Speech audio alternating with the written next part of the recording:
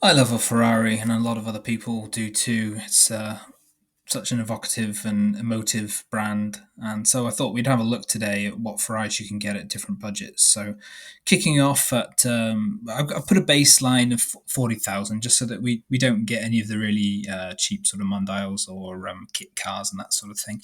But yeah, so starting off at the 60k, what can you get for under 60k in terms of a Ferrari? Well, first off, we got this lovely black F430. I drove one of these recently. They sound great, they go great, they drive really well. Obviously, they're not in the same sort of league of performance as the Ferraris that came after it, like the 458, the 488. But they're still quick, they still sound good, they still drive well, and they look pretty good. I mean, if you look at them sort of straight on, it's not their best angle, but this is a good angle. The sideways angle is good. The rear is good. They're pretty good looking cars. You could also get the California. Now, the California also has the 4.3 litre V8, similar engine, but just sort of with a bit less power, like a sort of detuned version, I suppose. I think it has about 450 horsepower. Later on, they did a 30 edition with 30 extra horsepower. But I don't know if you get that in this sort of budget. Now, the California, obviously, it's a folding metal drop top, so you can have open air motoring, or you can have it like a coupe as well. So it's flexible. The You do actually have to be stopped though, I believe, to open and close the roof, because the brake lights get obscured during the transition. So legally, the car can only do it when it's stationary. Excuse me. So I've got a 348 here. They do look good, but not as good as a 355. We got a 355 here. It's a Cat D. That's why it's in this price bracket. More Californias. Oh, 612. So I mean, yeah, if you're feeling brave, you could go for one of these. The thing is with these V12 Ferraris, Ferrari V8 Ferraris are expensive enough to run, but V12 Ferraris are really expensive to work on. Another 612, more Californias. Oh, 360. Yeah, I mean, I've driven those as well quite a long time ago, but yeah, they drive really well. They don't have the performance. They're quite a big step down in straight line performance from a F430 or even a California. They're probably a fair bit slower than California as well in a straight line. But yeah, they drive really well. But they are going to be, because of their age, they are going to be pretty expensive to run, I would think. Here's a few of those. It's another F430s, gold wheels. So yeah, and if you get one of the early ones like this, you'd be paying the lower road tax as well, which makes it slightly more affordable to run. Yeah. Okay. So California 612s, F430s, 360s, 348s. That's the sort of thing you are looking at for this price point. Okay. Let's up our budget then from 60,000 up to, shall we say, 75. Yeah, let's go 75,000. So an extra 15 grand. Let's see if that brings us some more options. Yes. So we got this California T. I think this is the cheapest California T. So this is, same basic idea as the California that preceded it, but has a different engine. It had the first sort of the turbocharged engines that, yeah, obviously Ferrari has used quite a lot in recent years to get more power, more torque, but with a smaller displacement. So 3.8 litre V8, so half a litre smaller than the preceding car, but has quite a bit more power. I think about an extra 100 horsepower or so, maybe even a bit more, and a lot more torque. You could get a 599 with a 6 litre V12, but like I said before, to be quite brave to get a V12. You could get an FF. You have to be really brave to get one of those because they have a very complicated four-wheel drive system, which is not like the systems in other cars. It was a special one, I believe, that Ferrari developed. Very expensive if it goes wrong. What else could we have? We've got a 550 here. Yeah, good looking cars, but could be very expensive to maintain, I would think.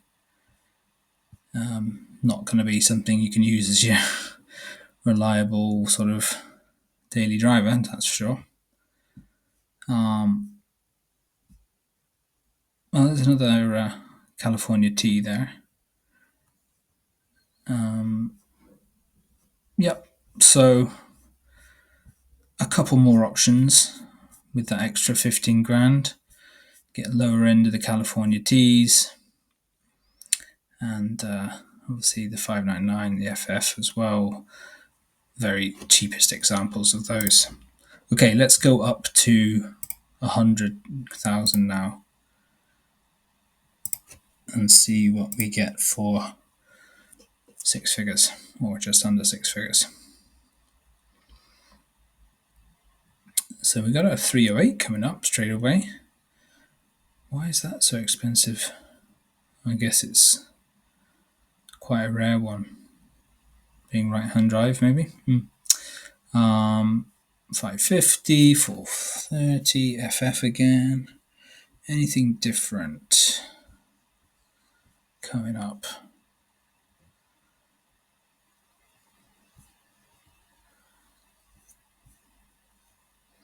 I wonder if you get any manual F430s for this sort of money.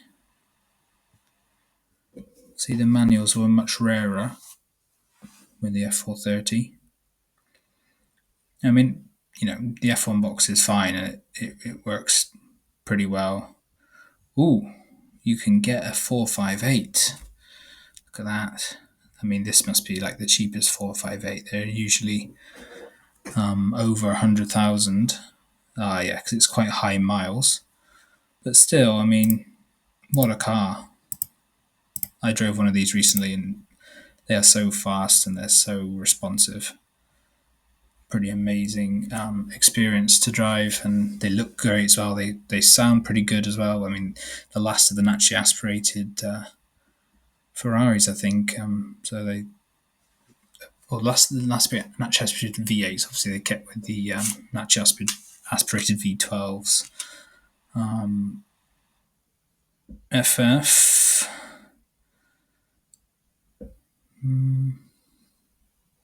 Another Cali T. Yeah, not getting that many different things. But seems like you could get a pretty low mileage California T for this sort of money.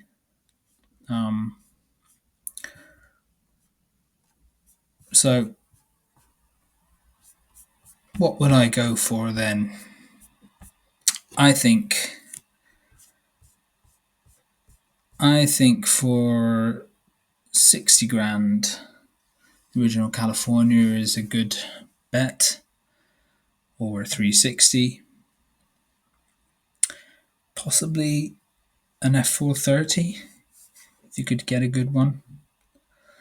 I think for the higher money, 100k, you probably would go for a California T, or you could get a pretty nice F430 Spider. I just wonder if we could get manual, if we just change the gearbox to manual. See if we get any. Yeah, there you go. So you could have a manual F430. Oh wait, it says Spider, but it's not a Spider, is it? That's a Spider. That's a Spider. Okay, so yeah, you can get You can get manuals for that kind of budget if you really want a manual. They might hold their value a bit better because they're rarer.